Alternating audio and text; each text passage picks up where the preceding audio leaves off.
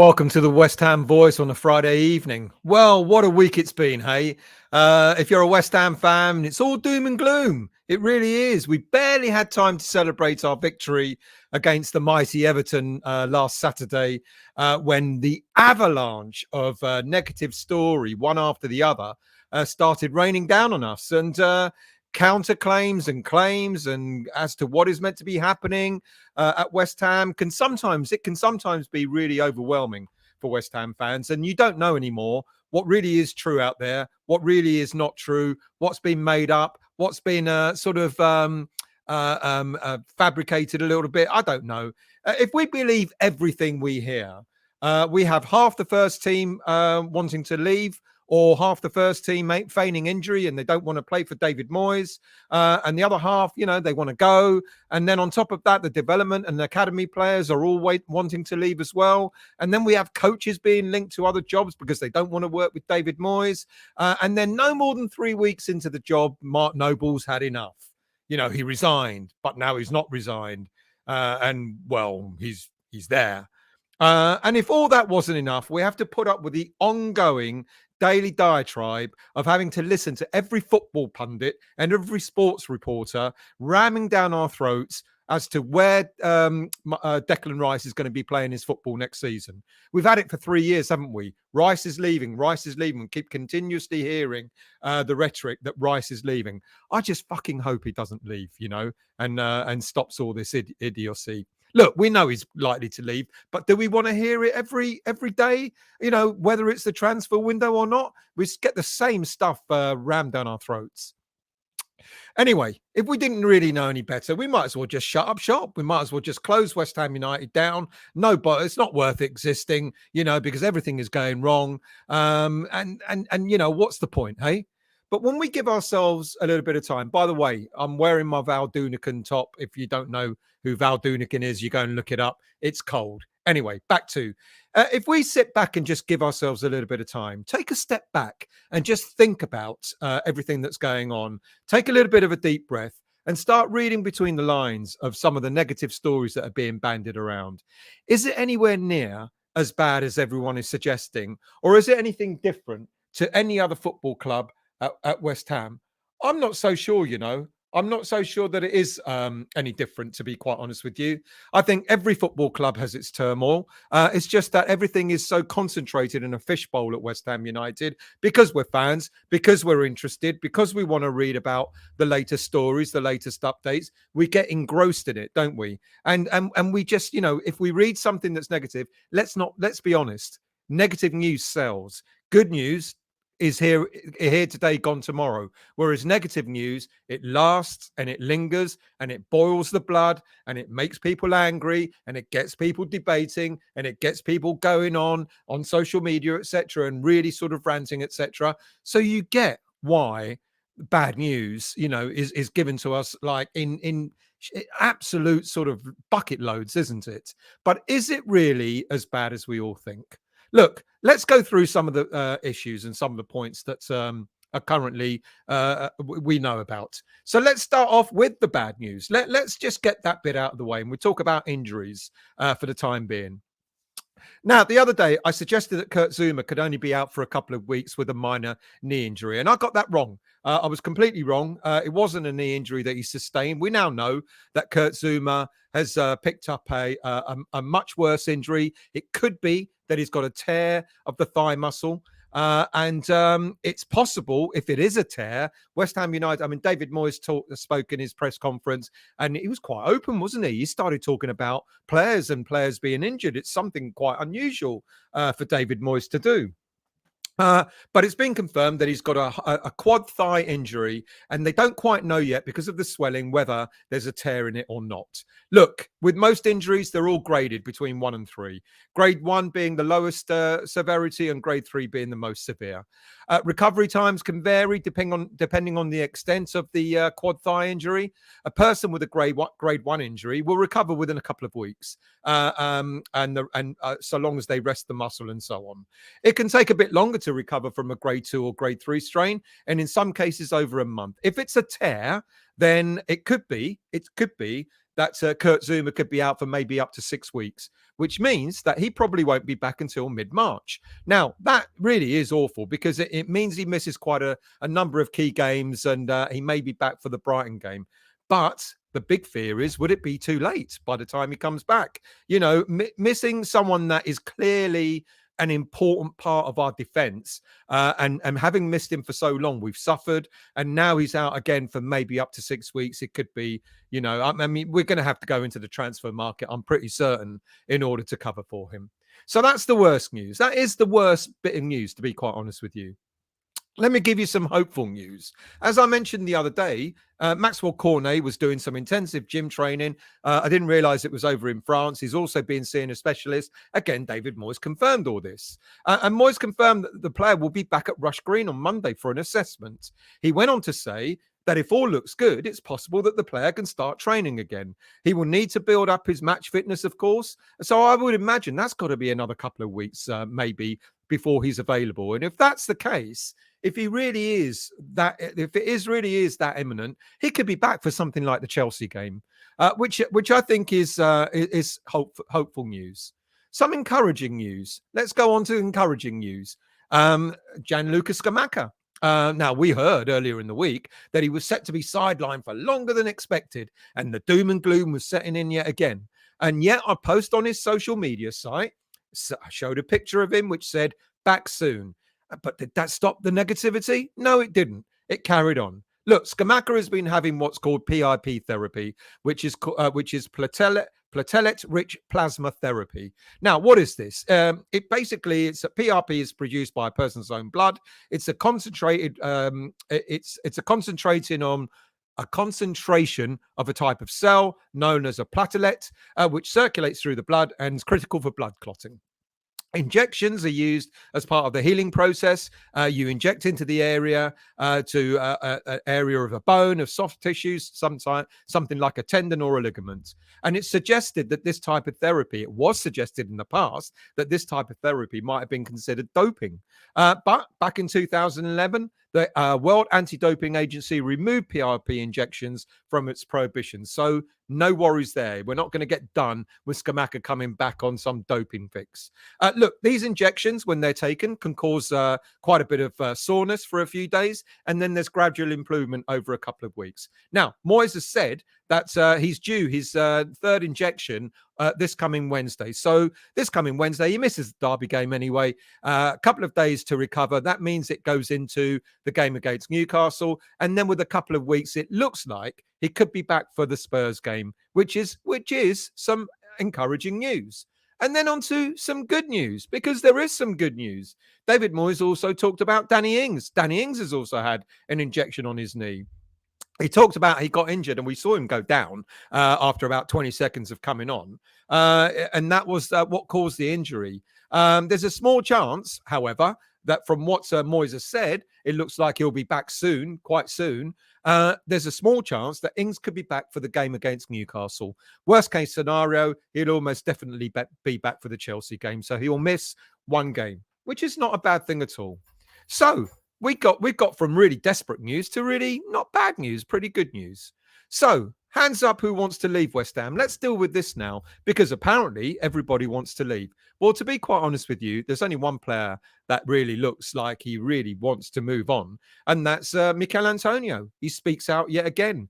In all honesty, there seems to be, I don't know what's going on with Antonio. He seems to really not be in a good place at West Ham.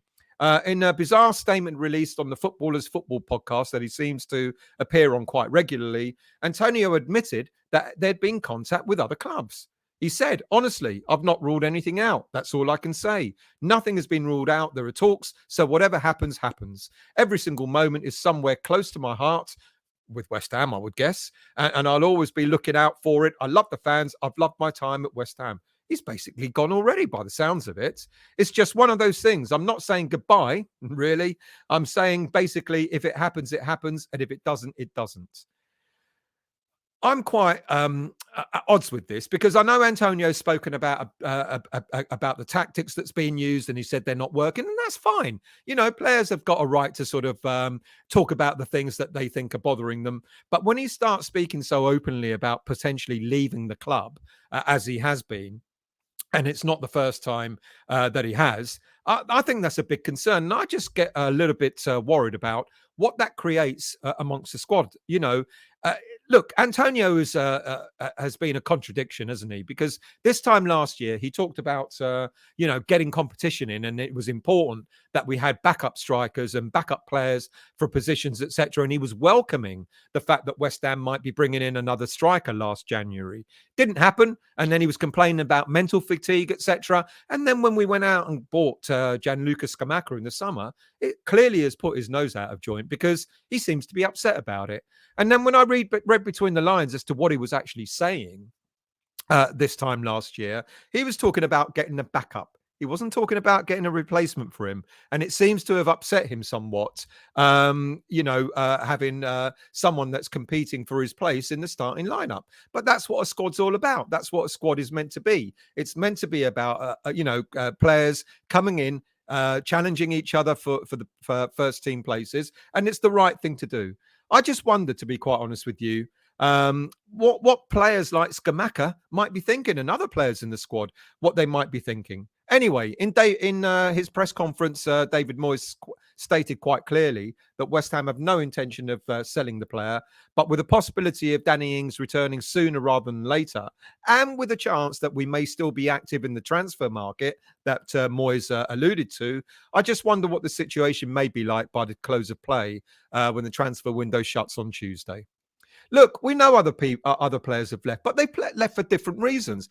Craig Dawson, he's been a fantastic servant to West Ham. He never complained, never said anything out of place. He got his move because he's moved for family reasons back up north.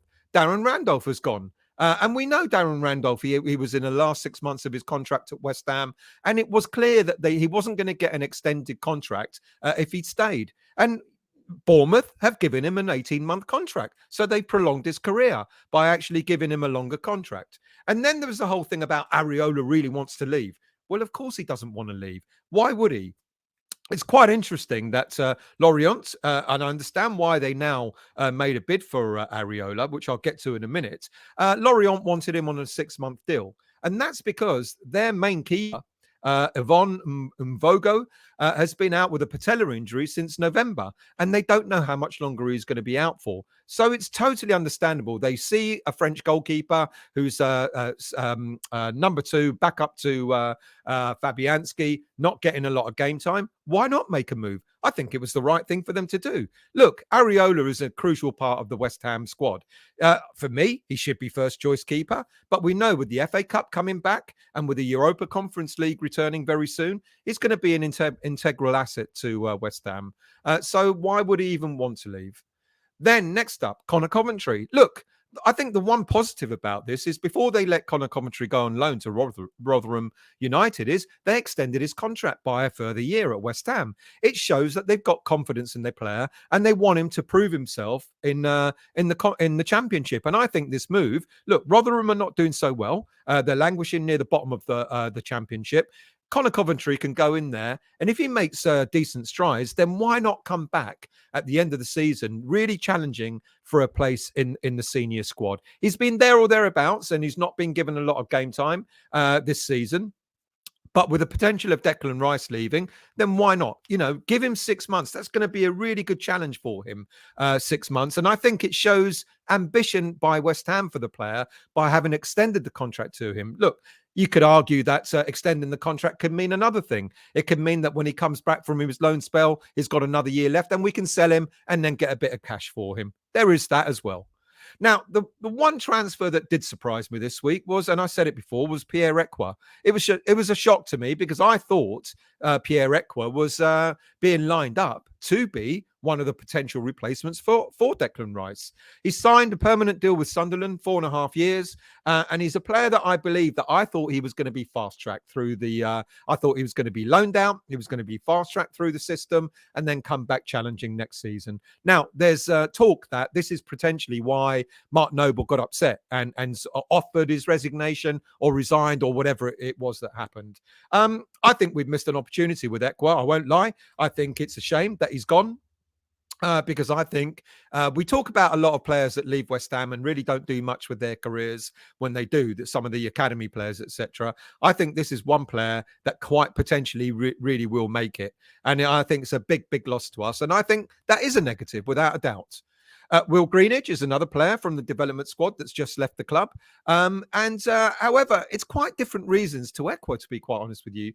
Will Greenidge has been with West Ham since the age of 6, a promising young defender. His development has unfortunately been blighted by injuries through his young career. He made 17 appearances this season for the under-21s. He signed his first professional contract with the club back in the summer, but he's got a permanent move to League Two club Colchester United, which was confirmed earlier today. Many fans will be clearly asking, well, why bother have a development academy anyway if players aren't given a chance? And I get that. But in fairness, we're not much different to many other clubs when it comes to young players. It sounds again as if we're the only club that does this, but other clubs do the same. Other clubs look at their youth development and they make decisions on players. Some players don't even get a contract. Some players get moved on before they even get anywhere near the first team. So we're not the only ones that do it, but we wish him well in his future career. Right. Well, what about other things? What about transfers? Well, I think the one problem with transfers is players who David Moyes seems to sort of be hoping for and chasing them endlessly. Last January, it was Darwin Núñez. Last summer, it was Filip Kostic, who ended up at Juventus. Darwin Núñez, as we know, went to Liverpool. Last summer, it was Filip Kostic, who went to Juventus. Calvin Phillips, who ended up at Man City. Jesse Lingard, who wasn't loved enough. Because we weren't offering him silly money to come to us. And perhaps the one that was the odd one out of all those, you could see other players that we were after have gone to, let's face it, bigger clubs. Don't like saying it, but it's true. They've gone to Liverpool. They've gone to Man City. They've gone to other clubs that are bigger than us. But I guess the surprise is Amadou Onana. I get the Lingard as well. He wanted money. Amadou Onana, I think, was the odd one because he ended up at Everton when he could have potentially been quite a big player for us in the league. And now this transfer window, we've got the ongoing saga of Youssef En-Nesyri, who clearly has no desire to play his football in England, and not just necessarily West Ham per se, but it's been West Ham that's been chasing him. And the latest saga, of course, is Terem Moffi, who has made it pretty clear that he's settled in France. And he doesn't, his preference is, if anything, is to stay in France and move to somewhere like Nice.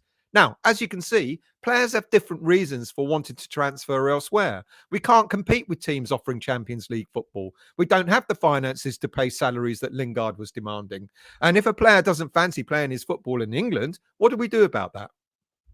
But everything seems as if it's because it's West Ham, because it's West Ham. No one wants to come because it's David Moyes and it's West Ham.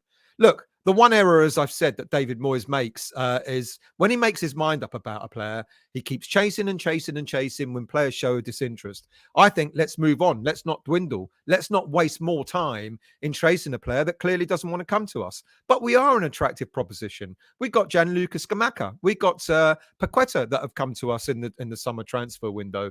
So what other possible targets can we actually look at with the last 4 or 5 days remaining of the transfer window? We know there are two areas that we're primarily focusing on, and that's the centre-back and that's in an attacking positions as well. Craig Dawson, especially now that he's left, and with Zuma being injured again, it's almost vital, it's crucial that we get a centre-back in. So what we're doing apparently is we're looking at the loan market. We're looking at potential targets in the domestic loan market. And apparently we're looking at players that may only have 6 months left of their contract. Look, there are players, for example, like Stefan de Vrij from Inter Milan, or there is Chris Smalling. Look, de Vrij is 30 years of age and Smalling 33. All right, They're not the age groups that we would prefer, because my preference would be that we get a younger player in to develop into the squad, but is good enough to have a few games in the first team. A bit like Downs, I guess. A sort of central defender like that. But Smalling, for example, at the age of 33, has got a wealth of experience, especially of the Premier League, etc. So if we want a sticking plaster for someone, maybe just for the last 6 months and maybe another year on top, someone like Smalling might be a decent prospect. If we want to go slightly younger, what about Alexander Djiku from Strasbourg, or even the 26-year-old Timo Hubers from FC Cologne? Both very good central defenders, both in the last 6 months of their contracts, and players that could quite possibly be players that would be interested in coming to West Ham United. And then, of course, we've got the domestic players, who are not getting a lot of game time.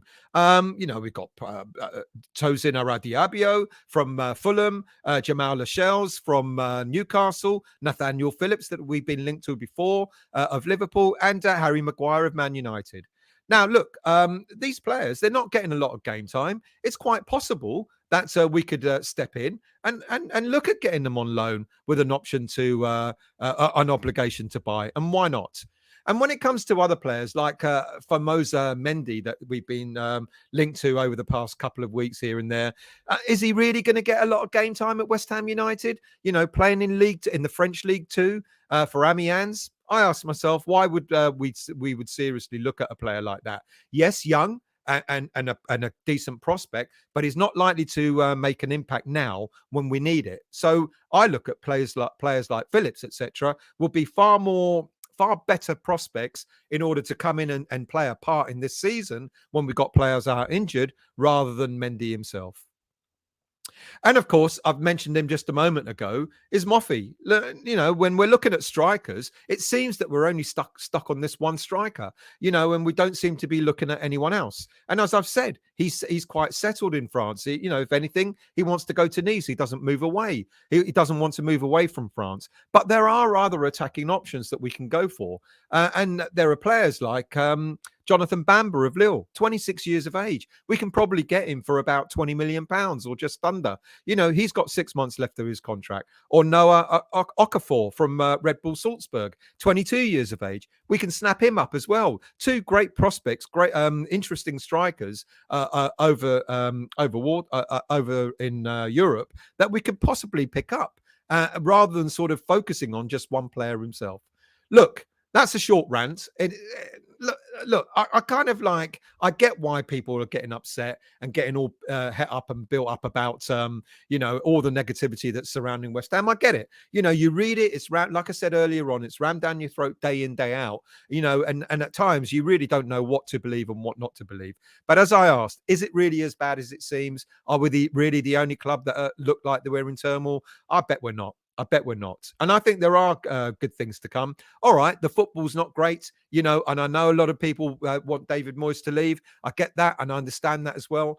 But I think we will improve throughout the remainder of the season, and we will hopefully get players in. And if we don't get any more players in, then we do have a decent enough squad to sort of cover for some of the positions. Like I said, we've got some of our strikers coming back, some of our attacking players coming back, like Cornet, etc. It's possible that West Ham may think that we've got enough with Ings, Scamacca, Cornet, Antonio. There are 4 options up front. Bowen as well, who can also play up front. So there may be enough options there. With regards to our defence, we've got other players that we can look at playing. We've had Creswell go in a back 3, who's done reasonably well in the past as a central defender of a 3 rather than playing as a left back. Kehrer, all right, he's been a little bit prone to sort of accidents on the pitch, I guess. But even he is a prospect. Ben Johnson we've got. So we do have cover, even if we don't go for other players in the transfer window. Look, is it as bad? I don't know. You make your minds up.